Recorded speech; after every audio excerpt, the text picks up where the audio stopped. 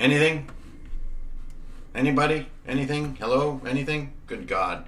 YouTube officially is becoming absolutely freaking useless. I have no idea. There's me, staring, gazing into oblivion. Am I there? Do I exist? I don't know. Is there like a 1 minute lag? I don't know. Let's just hold for a second. Dude, you guys, if you can hear me, I have no idea anymore. I don't know what to think of YouTube anymore. It just does not work anymore. It's so frustrating. And like my connection is killer now. I have like a mega connection now. So anyway, let's try to move on. Yeah, Useless 2 is a great nickname for it. I have no idea what they're doing.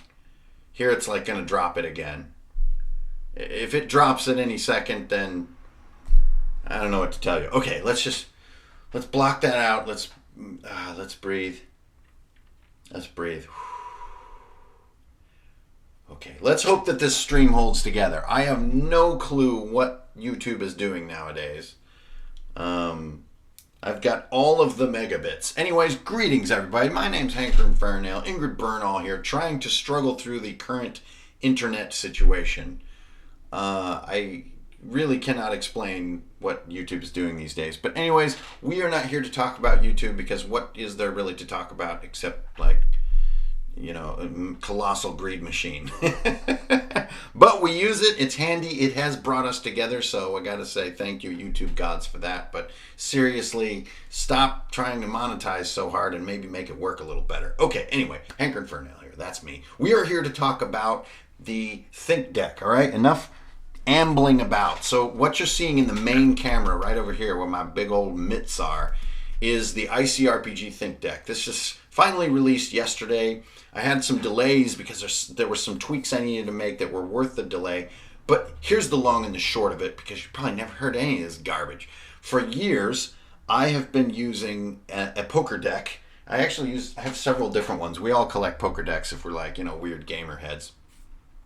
I used a poker deck with my own kind of internal shorthand for designing content. And so when I sit down with my journal and my mind is blank as the ocean is wide, which is almost always, I'm just not sure what I'm going to do like that next night or with that next session or that next adventure. So what I'll do is I'll look to the poker cards and I'll pull like 4 poker cards out. And there was a time briefly years ago when I would use tarot cards, but honestly, tarot cards are kind of clumsy and they don't really feel that comfortable in your hands. They're not that fun to shuffle. Or if you're like out at pub and you're having a beer, people are looking at you a little weird because you're like screwing around with tarot cards. But poker cards are really natural. They go right in your pocket. Like there's something really intuitive about them. And if you've seen like a few kings in a poker card, you sort of know, or deck, you know that there are more kings coming. And there's a lot of like ancestral knowledge built into the poker deck. What I didn't realize is that I was kind of doing this. It was a little bit like under the covers of my own creative technique, my own sort of creative process to use a deck of poker cards. And then I sort of noticed myself doing it one night and I said, man, that would be cool to like get this on paper. Sort of the shorthand that's been in my mind.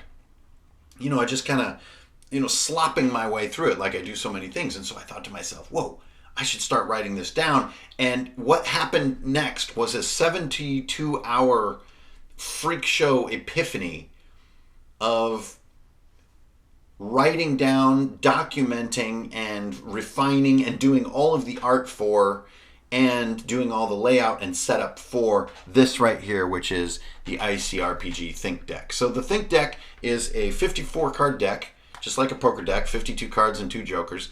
Comes in a tuck box just like this from Drive-Thru RPG. They're good quality cards, and their card making is shipping really fast these days, whereas their books are shipping super slow. So I don't know what that's all about. But the purpose of the ICRPG Think Deck is to kick you in the head when you're looking for sort of a creative punch for your next set of game masterwork. And so you kind of use it like a tarot deck in that part of it is drawing and part of it is interpreting. So if you go over and you look this up on Drive-Thru, you'll see it comes with a PDF. And the PDF is kind of walks you through how I perceive what these cards mean when you're asking creative questions of yourselves. So tonight, what I wanted to do, hello everybody, thank you for tuning in, is I wanted to throw down a few draws and sort of give you my interpretation of those draws. And let's play around a little bit. How does that sound? So I don't know if my cameras are working. Oh my gosh. This tech is not good. Okay. So, anyways, first thing, shuffling when you're doing a deck like this. You must only shuffle when you really feel like, I want to shuffle. I really must shuffle. Because when you shuffle, you might see reruns and you might change some of the creative impact. So the way that I suggest it is the smaller the granule of gameplay you want to design, the shorter the deck, or the shorter the draw. The shorter the draw. So if I want to design like a single monster, let's say, I want to do a 3-card draw. If I want to do more of like a room design, that'd be a 4-card draw. If I want to do more like an adventure or even a campaign, that would be a 5 or even 6-card draw. So let's start simple and let's design a monster using the ICRPG Think Deck. Okay, so here we are, and we're going to draw 3. Bang. And this is me asking myself, what is this monster going to be like? And here's my draw. So the draw is kind of the interesting part, but the interpretation is the magic part. So here we have a lesser obstacle of spades, we have a revelation of clubs, and we have a trickster foe of diamonds. So in the deck, you have types, which are represented by rank, just like in any deck of cards, and suit, which is also should feel familiar.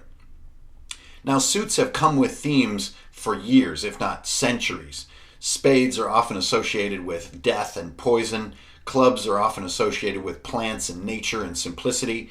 Diamonds are associated with elitism or treasure or sort of high-end or leadership. And hearts, of course, are associated with blood and with love and with passion. So use that ancestral knowledge that you already have. So here's our monster that I'm designing for tonight.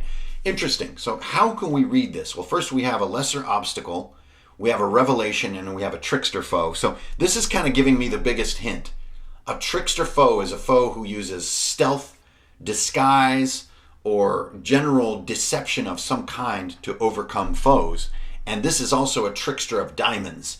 So this is a trickster with high-end gear. And so let's just say that I'm working on my next fantasy encounter. I'm going to say that this trickster foe sort of has like a cloak of invisibility. So since that right away is my most certain thing, and also diamonds to me represents that cloak of invisibility is like lootable. Like you can get that cloak, and that's that diamond, that's that elite component. That's what I'm getting from that. So I have some kind of creature in an invisibility cloak who's zipping around. And then we have these two to interpret, and these get a little more interesting and more difficult. And sometimes the more difficult the read on your draw, the more interesting it is. Like you're going to get some challenging ones, and hopefully we'll see that tonight. So right here, and yeah, you don't have to just order the cards. There is a DIY PDF version for those who are curious. A lesser obstacle. So I think that this trickster is using something. Now, what does an invisibility cloak sort of assassin or trickster use? And I think this could be like a tripwire. So the lesser obstacle is a tripwire. This tripwire maybe is set up to unleash a blade trap, okay? And this blade trap not only can be tripped by walking through it, but can be tripped at any moment by a little remote that, like a string or even a magical spell that this trickster enemy can cast. And so we have, this is going to be an element of this monster. Wherever you encounter this monster, you encounter this tripwire, and maybe we call this monster something like, you know, a blade, I don't know, a blade killer, a blade shadow. So a blade shadow is, well, that camera has just decided to turn off, so you guys will no longer see my ugly mug. I was worried about that camera. The HD Life Cam by Microsoft, never buy it, just like everything from Microsoft. Anyways, so now you're just going to have to focus on the cards. So the blade shadow always uses this tripwire, and they can both use it as like almost like a claymore mine, something they activate, or something that you walk through, and they're going to use it as part of their tactics. So that's our first two cards. And by the way, the cards that drive through prints are really some of the best things that they do. I really like them, but some people are, you know, overseas where shipping from them can be difficult, or maybe it's just a little strapped on cash, so the PDF is can be the option. So finally we have this card, which can be a puzzling card, Revelation. And it's a revelation of clubs. And that's something. So actually, let's rewind. A tripwire, but this is a spade. So this tripwire does not unleash blades at all. It unleashes a poison cloud. So you see how we're reading deeper into the draw now? We have a shadow blade, which is this assassin who's basically immaterial. It's like a shadowy gas inside of a cloak that's moving around. Then we have a trap sort of attack that it uses, which unleashes poison gas. And this gas also creates a cloud that makes it even harder to spot. But then finally we have this card. This is pretty interesting, a revelation. So what this tells me, and a revelation of clubs, is that this enemy, at its either defeat or when it yields, because not all enemies fight to the death, it has something to offer the players about either nature or animals. So, maybe about nature. Maybe this trickster, before dying in combat, will always offer the recipe to this lesser obstacle as a sort of a negotiation to let him escape, to let him go. Don't kill me. You may have the recipe to the poison gas. It's very simple. It only takes a bit of worm root and a little sprinkle of magic dust, right? So we have our Blade Shadow now. That is this enemy that's been developed right here. It has sort of an angle that it's sort of introduced, which is, we all know what it's like when you sort of meet an invisible foe. It can be very disorienting for players. We have its kind of coup de grace, or its key attack that it makes, which is a tripped poison gas cloud. And then we have sort of what it uses to either survive or what can be looted off its corpse, which is a revelation about nature. This is a revelation about how it creates poison gas, which can be acquired by players. So there, we just designed a monster using the Think deck. So let's put these away and not shuffle them back in, because we don't want to get repeats. This is part of the fun of the sort of ancestral knowledge, as I like to call it, of poker cards, is that you kind of can count them without really even trying. So now we're back to our deck minus those 3 cards. And let's do something bigger. Let's do a room with 4 cards.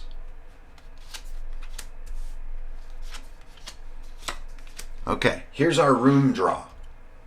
So again, the draw is part of the excitement, but really the interpretation is the magic part of this process, much like tarot. All right, so let's take a second and consider what we have. First of all, we have our, this is like sets the tone almost for the room. So we're designing basically an entire encounter right here. This is a deadly peril. Now, a deadly peril is very different than a monster. A monster is something you kill. A deadly peril is like a pit, like a bottomless chasm. And by the way, thank you, Tim. So this room is going to be defined, and look, we drew 2 deadly perils in the same room. This to me is very interesting. Actually, this feels like a race all of a sudden. Yeah, exactly, Keith. This is a race. Now, I want you guys to let that soak in a second, that word. This room is going to be a race. Now, why would I say that? Where did you get that, Hankerin? What the hell? What do you mean a race? That's because I've been working with this system via poker deck for years, and so I can see sort of through the cards. Now let me walk through what I mean by a race. First of all, we have 2 deadly perils. One is a deadly peril of hearts, and that often is associated with blood. So I would like to imagine basically a river or a chasm of boiling blood. You fall in here, you die a horrible death. But then we have a deadly peril of clubs, which to me feels like a giant serpent or tentacle. In this case, I think we have a giant serpent which sort of swims almost like the Kraken, or like the creature in the garbage compactor in Star Wars. It swims in this river of blood. This is our double deadly peril. So falling in not only could be glub, glub, glub, but also could be grab and crush. Right? And yes, Pete, you're starting to see through the cards, which I love. And then yes, Keith, you're starting to see it too. The Think deck also includes timers. So here we have a 3 timer. And on the far end of the draw, we have a doorway. And a doorway of spades. That's kind of interesting. So what I'm seeing right here is a room in which you have 3 rounds, unless players do something to delay this timer, to avoid this problem and cross it. Prevent not going in it, being sucked into the river of blood by the blood serpent, to reach the far end, which is a doorway of spades. Now, a doorway of spades is not just a doorway. It's like, well, spades, what are they? They're always the dead, blades, death, poison. So there's a bone lock, we could call it. A massive door that is locked with a skull. And this skull can only be opened by sort of some kind of dire offering. Or maybe like a gem placed in the eye of the skull, and the gem is somewhere else in the room. Now I'm going off my draw a little bit, but it doesn't matter because I'm off and running. I'm creating a room. This is the magic of how this works. The magic isn't in the deck. It's just a thing I made. The magic is in you and how you see your draw. So really quickly, I want to jump into this stuff a little deeper. The deck includes both timers as well as targets. A lot of times, folks ask me about how do you choose the DC in a room. In this case, you could separate out your timers and targets from your deck and keep them separate and draw them. Then explain the difficulty, rather than putting all the burden on yourself to figure out what the difficulty of an encounter is. You could have a difficulty sort of mini deck, which would just be a few cards, and draw it. And there should be a little bit of a gasp or a sigh of relief at that moment from your players. And it's just one more thing to remove decisions from yourself, which is always a good idea when you're game mastering, as we all know.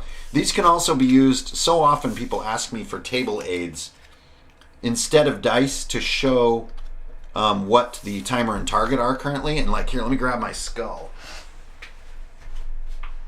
So one idea I wanted to do in the deck is that these could be used as a table aid when COVID's over and we're all playing together like is meant to be. So I have these skulls here, and the skulls have a little mini holder on top, and it can hold a card like that. So you can actually make a super visible table aid that shows your timer really big on the table and holds it up high like that. So I wanted to do these cards for that purpose as well, not just for the creative draw. Okay, so there's that. Now you might be asking, what if I get like 2 different timers or 2 different targets in a draw?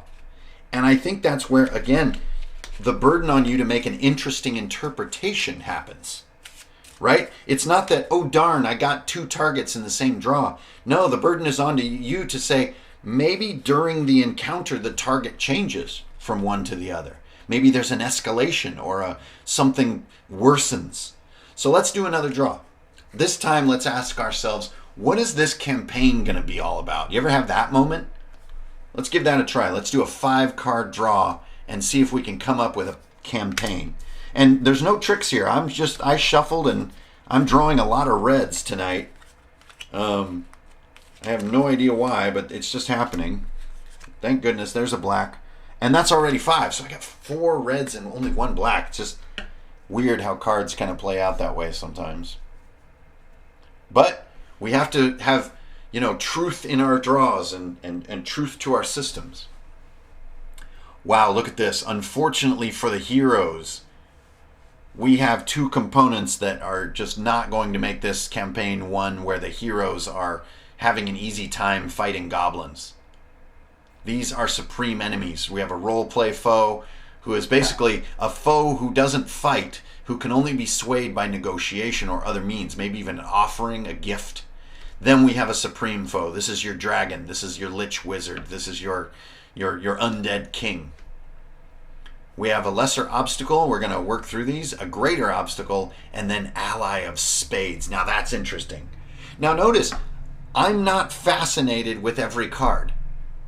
Like these 2 fascinate me a little bit less, the obstacles. So if I'm thinking about a campaign right now, I could sort of elevate my cards by interest. And I gotta say, of all that I drew here, This is the most interesting card, the last card. So elevation by interest kind of goes like this. So let's just break it down. What could the components be in the starting point of a campaign?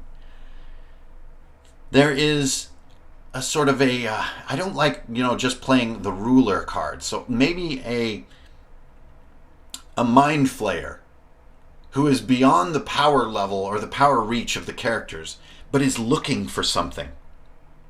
Looking for something.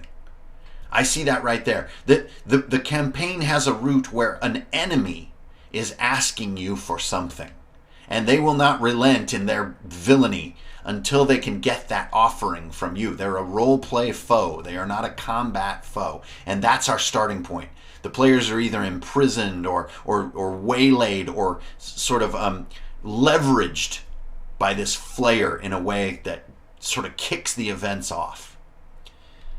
This supreme foe, I don't think they're going to be meeting early in the story. He kind of lives up here somewhere, and this is our dragon. This is our later in the campaign, and it's a little bit obvious to draw this, honestly, when you're conceiving of a campaign. This just says, hey, in your journal, write down an idea for a supreme foe.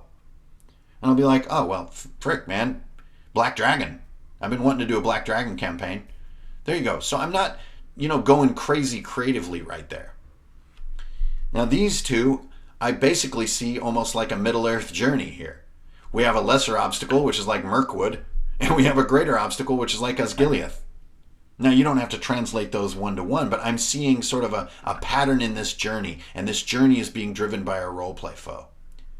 Now, what I was saying earlier, you don't have to be fascinated with everything you draw, but this card, to me, is quite interesting. An ally of spades. That is an interesting thing. So remember, spades are about blades, are about death, are about skeletons, are about poison, deception, true evil. That is what the symbol of spade is. But this is an ally. And here could be the rub of a true concept for a cool campaign. A campaign where players are forced to retrieve something for a villain. And their only ally is an even darker entity. Just that. You could take that numerous places as a game master. But what's important is that the cards have kicked you in the head to say that this could be an idea that you're going to try. And then, of course, your journal comes into play. All right, let's get back down to the small. And let's think about a trap.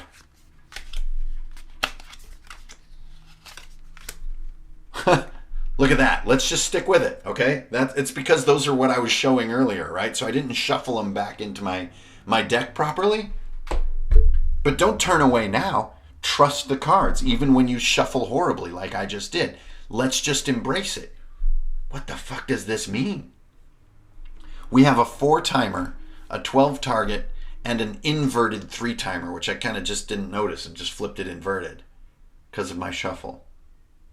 This is a trap we're designing.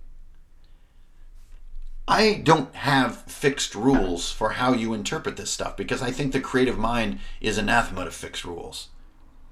So first of all, this trap has a delay on it, and that's what that 4-timer is. I'm just going to take that literally. So when the space is entered, the hallway or the chasm, whatever, this little timer starts.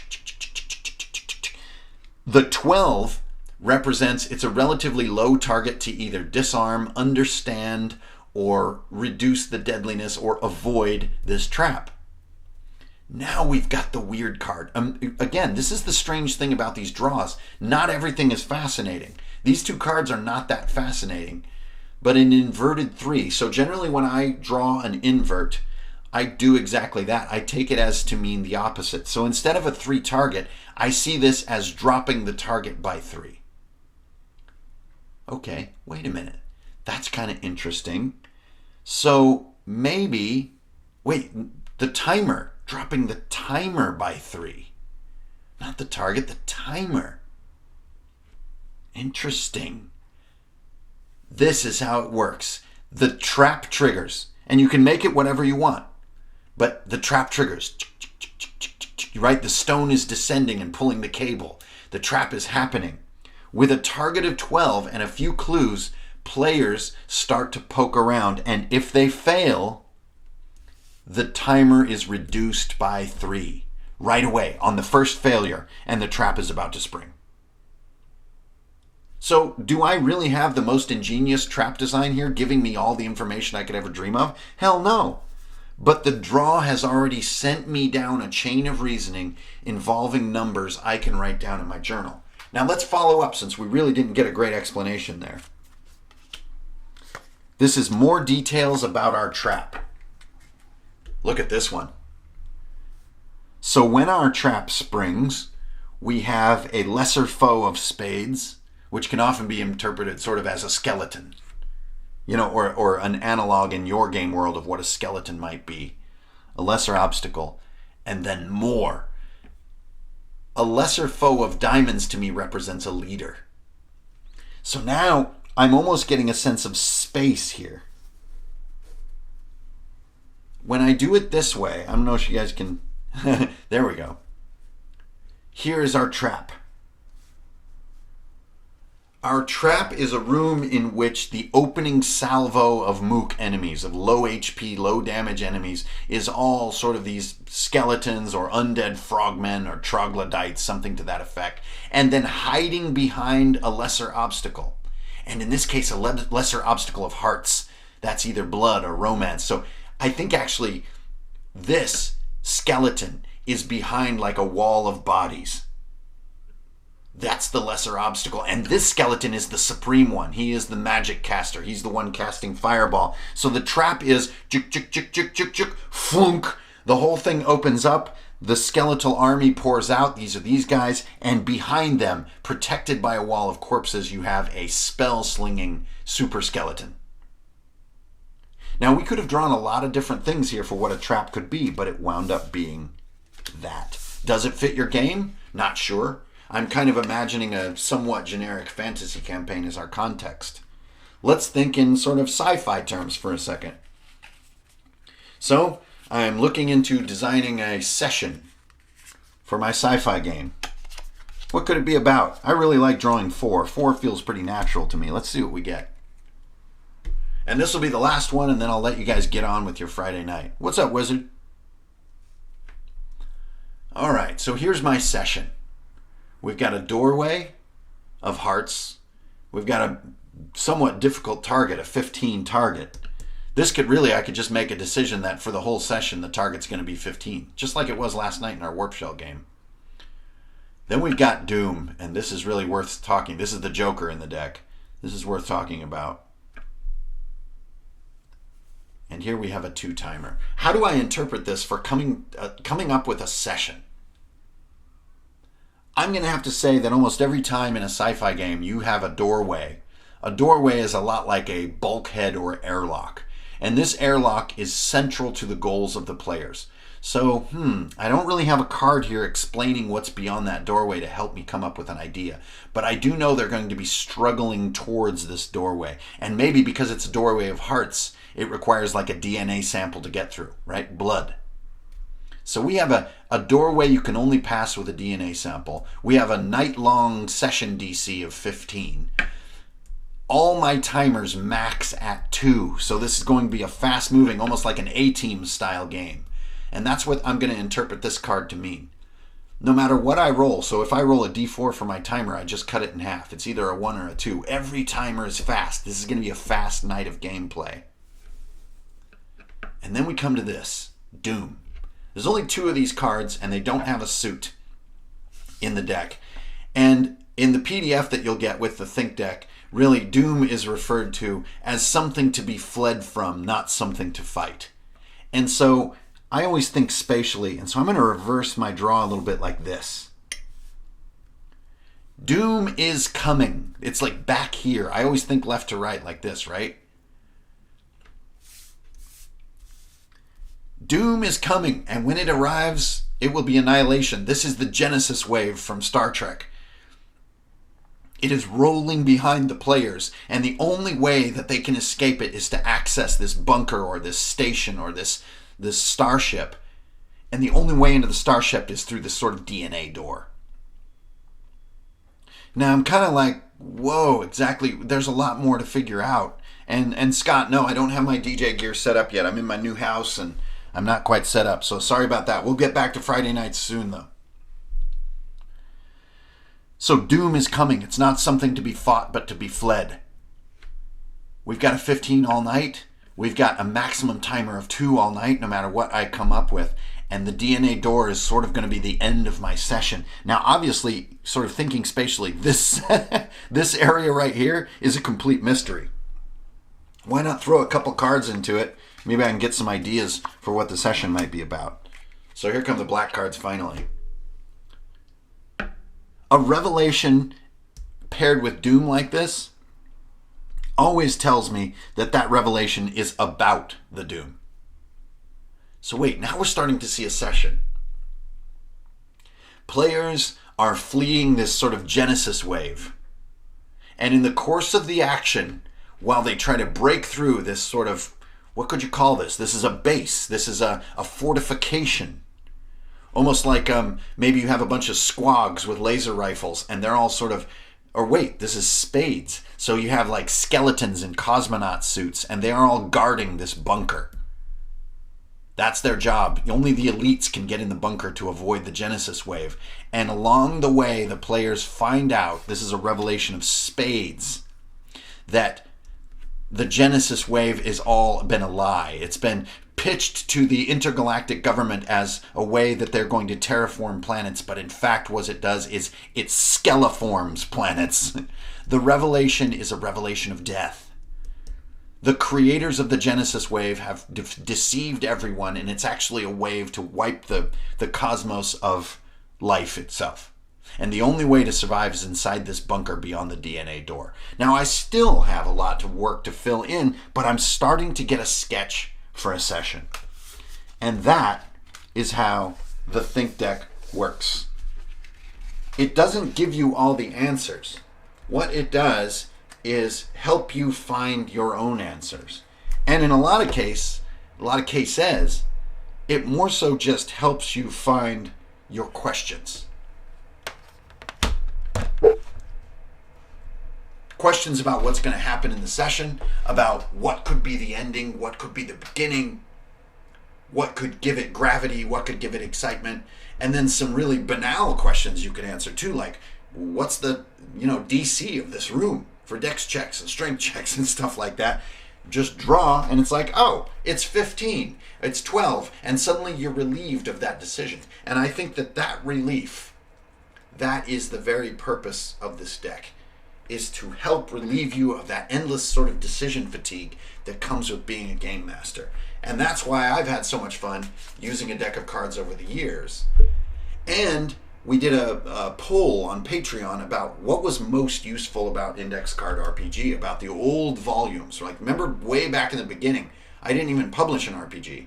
I just published a bunch of art on index cards. The most popular usage of those 400 cards that I did were to sort of give yourself ideas, to kick yourself in the head. And so I've, in my mind, boiled it all the way down to this nice, compact deck, which comes with your tasty little tuck box, which, if you look at my ghost deck, the thing is like worn to shreds because it's been in my back pocket so long and it's been camping so many times. So you get this nice little tuck box for your deck to go in your back pocket. And in time it will be worn down and it will be ratty and it will be cool. That is the ICRPG Think Deck. I'll put a link to DriveThruRPG, but you guys can use Google. I think you got it handled.